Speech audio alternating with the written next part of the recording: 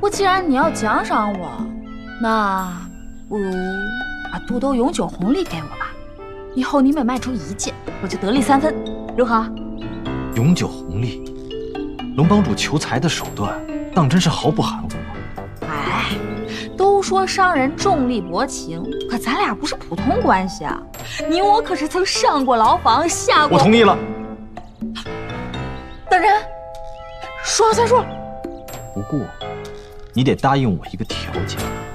既然你将自己同肚兜绑定，那么以后款式的设计更新就落在你的手上，你可愿意？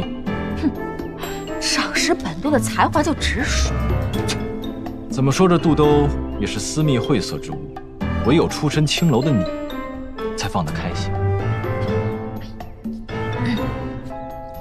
好，既然我要涉足产品设计，那你就封我一个设计堂堂主吧。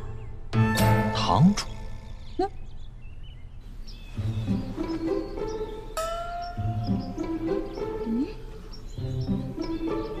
堂主？堂主？堂主是的，你们没看错，从今天开始，我就是你们的设计堂堂主。今天我就要给你们的容貌焕然一新，给你们逆天改命。从你开始。过来过来，我就是你。你这个眉毛啊，太细了，得画粗点。来来，画粗点。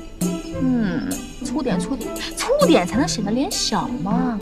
哎，来再红。哎，像水蜜桃似的。前面就是我丝绸庄的公共设计室，我们的设计剪裁都在这里完成。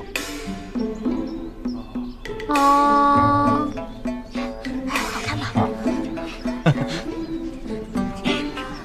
这边请。哎，好看多了。来，去吧去吧。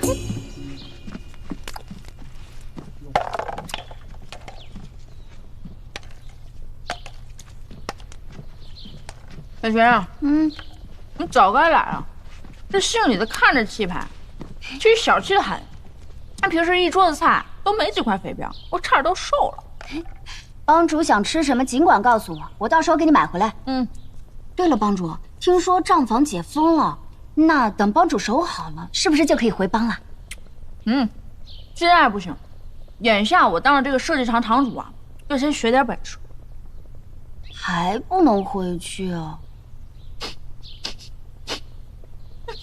我这里好像糊了。快！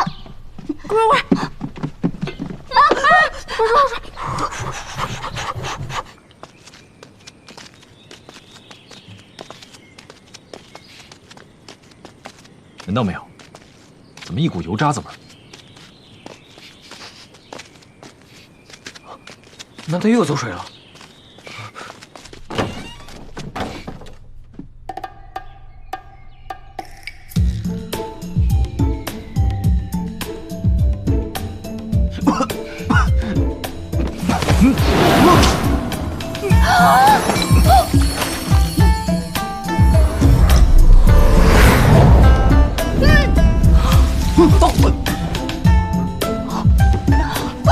罗浩一，你自己拉一拉他可以，但不要把这里当成猪圈。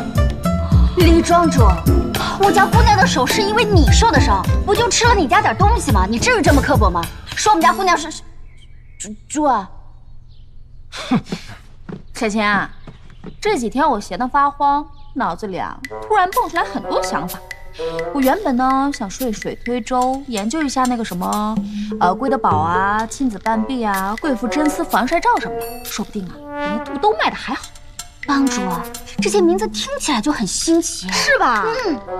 可是有些人手指猪哎，这猪的脑袋想出来的办法怎么能用呢？算了算了，我还是拖着我这受伤的可怜的手臂继续扫地去吧。帮主你慢点啊，慢点啊。